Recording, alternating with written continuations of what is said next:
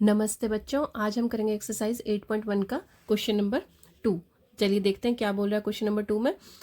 In figure this find tan p minus cot R. क्या कह रहा है कि हमारे पास ये गिवन फिगर है, इसमें से हमें क्या फाइंड आउट करना है, tan p minus cot R. तो देखो पहले तो फिगर में क्या क्या गिवन है, एक दो साइड्स हमें गिवन है, फिगर में दो साइड्स हमें गिवन है ना, एक राइट एंगल गिवन है। ठीक है, तो फाइंड आउट करने के लिए इसने बोला tan p और cot r। तो इसका मतलब क्या है कि हमें ट्रिग्नोमेट्री रेशियोज फाइंड आउट करनी है पहले तो tan p और cot r। ठीक है, तो चलिए देखते हैं इसे कैसे करेंगे। अगर हमारे पास दो साइड्स गिवन है तो तीसरी तो आराम से बाय पाइथागोरस निकाल लेंगे, है ना। उसके बाद क्या करेंगे, ट्रिग्नोमेट्री रेशियोज फाइंड आउट करेंगे। तो चलिए देखते हैं इसे कैसे करेंगे। हाँ देखो क्वेश्चन में क्या दिया है, हमें दो साइड्स दी हुई हैं, तीसरी फाइंड आउट कर लेंगे सबसे पहले तो। ठीक है, तो in triangle P Q R, right angle किस पे, क्यू पे, तो सामने वाली क्या हो जाएगी, उसके हाइपोटेन्यूज हो जाएगी। ठीक है, तो पी आर हमारी क्या होगी, हाइपोटेन्यूज, और पी क्यू क्या होगी, बेस या परपेंडिकुलर, कुछ भी ले सकते हो। थर्ड वाली साइड फाइंड आउट कर लेंगे। In triangle P Q R, right angle किस पे है, राइट एंगल एट क्यू, है ना।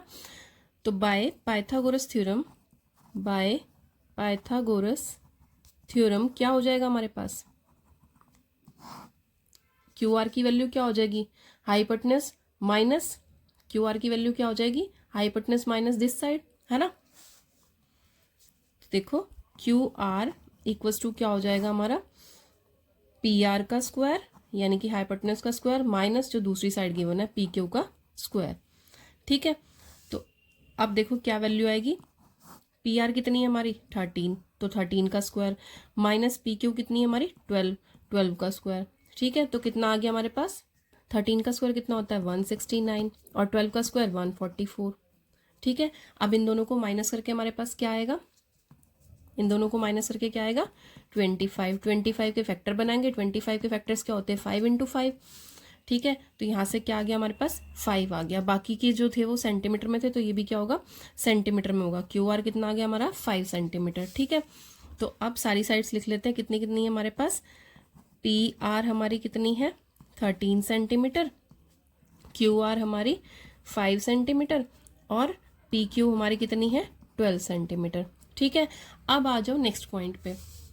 क्या है नेक्स्ट पॉइंट, कि हमें क्या फाइंड आउट करना है, tan p minus cot R. तो इसका मतलब पहले हम tan p फाइंड आउट करेंगे, फिर कॉट आर फाइंड आउट करेंगे, दोनों की वैल्यूज को फिर माइनस करके आंसर देंगे। ठीक है, तो चलो देखो, तो अब यहाँ पे देखो, अब मैंने क्या किया है, इसको फाइंड आउट करने के लिए ट्रिग्नोमेट्री रेशियोज को, तो एक छोटी सी ट्रायंगल अलग से बना ली है, देखो क्यों बनाई है। अब हमारे पास तीनों साइड्स आ गई हैं।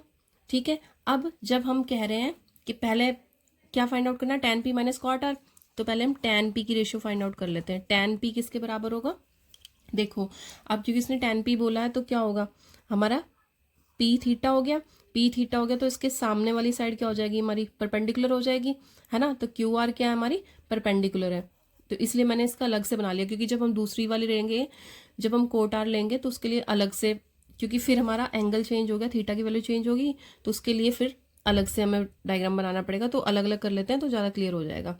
ठीक है, तो पी हमारा थीटा है, तो इसके अपोजिट क्या हो जाएगी परपेंडिकुलर, और ये एडजेसेंट साइड क्या हो जाएगी बेस, हाइपोटेन्यूज तो वही रहेगी। ठीक है, तो अब देखो क्या आएगा हमारे पास, tan p क्या होगा, पी बी और एच की अगर हम रेशियो लें तो tan क्या होता है, ये होता है ना। तो क्या आ गया p अपॉन b।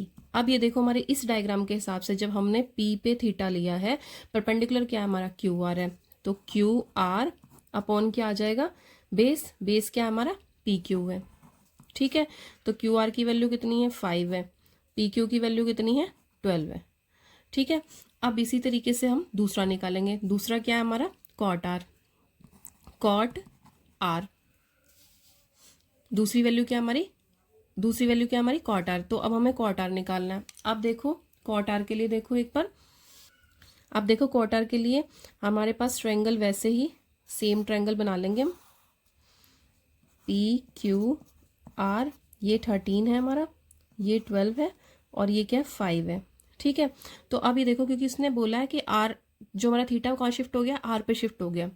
अगर हमारा थीटा आर पे शिफ्ट हो गया है तो अब इसके सामने वाली क्या होगी परपेंडिकुलर होगी।